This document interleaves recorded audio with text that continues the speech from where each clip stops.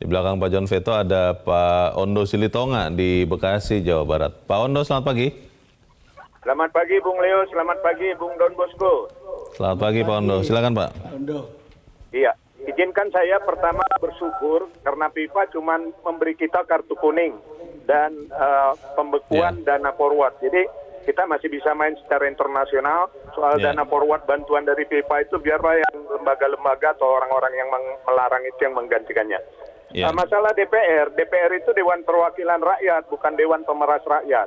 Hal ini bukan baru loh Bung Leo, ini sudah lama nih. Dahlan Iskan itu pernah cerita bahwa sewaktu dia Direktur PLN juga dia dimintain seperti itu. DPR itu tugasnya legislasi, budgeting, dan controlling. Jadi menjelang Lebaran mereka menggiatkan itu masalah kontrol. Mengkontrol yang mana yang belum mengelontorkan budget untuk Lebaran. Jadi bila mitra tidak beri uang preman, ini akibatnya buat mereka, apalagi soal anggaran nanti akan dipersulit. Usulan-usulan mitra itu akan dipersulit dan akan dipanggil bolak-balik sehingga mengganggu kerja. Itu menurut Dahlan Iskan. Jangankan soal palak pemalak ya Bung Leo, itu Bambang Pacul terang-terangan loh minta agar tidak ada pembatasan uang kartal. Uang kartal itu uang kertas itu atau uang logam. Nah ini kalau dibatasi mereka katanya sulit bagi-bagi ke konstituen mereka. Jadi kita juga jangan mengharap partai mem-PAW mereka.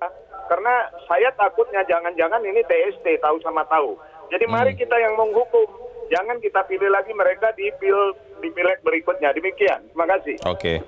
Terima kasih Pak Ondo Silitonga di Bekasi, Jawa Barat, Pak. Selamat pagi.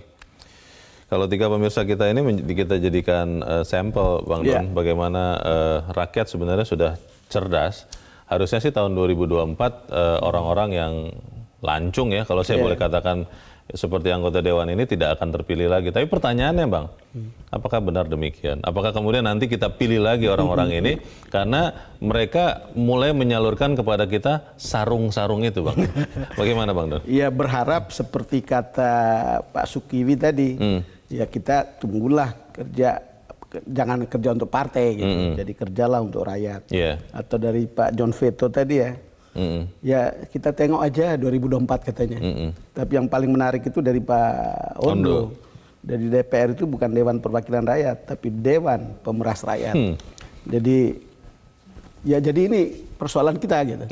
Leo. Itu kira-kira apa solusinya Bang ya? Karena kalau memang ternyata tadi Pak Ondo terutama yang menduga bahwa ini adalah tahu sama tahu antara pimpinan partai atau pengurus partai dengan anggotanya yang ada di DPR, kan akhirnya tidak akan berujung ini Bang. Ya kalau tanya solusi Leo, kita lihat dulu angka anggota DPR yang terlibat korupsi. Sejak KPK itu berdiri, itu ada 1.479 pejabat jadi tersangka. DPR itu diantara itu ada 319 orang. Lalu mengapa kemudian mereka korup? Artinya banyak yang sudah pakai rompi kuning kan. Menurut ICW itu karena ada ongkos politik yang harus dipenuhi. Lalu kemudian ada setoran untuk partai. Kemudian ada model rekrutmen yang nepotistik. Lalu tentu konflik kepentingan. Kalau kata JK, walau negara kita bukan parlementer, kekuasaan DPR itu amat besar. Mau menetapkan anggaran negara harus dengan persetujuan DPR. Menjual perusahaan negara harus persetujuan DPR. Bahkan menetapkan dubes juga persetujuan DPR. Dan ini semua adalah kunci-kunci yang kemudian dipakai untuk bermain uang, bukan? Pada umumnya gitu. Jadi kalau kita lihat ya pertanyaannya, selama lingkaran model seperti itu tetap hidup, kita merasa bahwa ini akan tetap sulit begitu.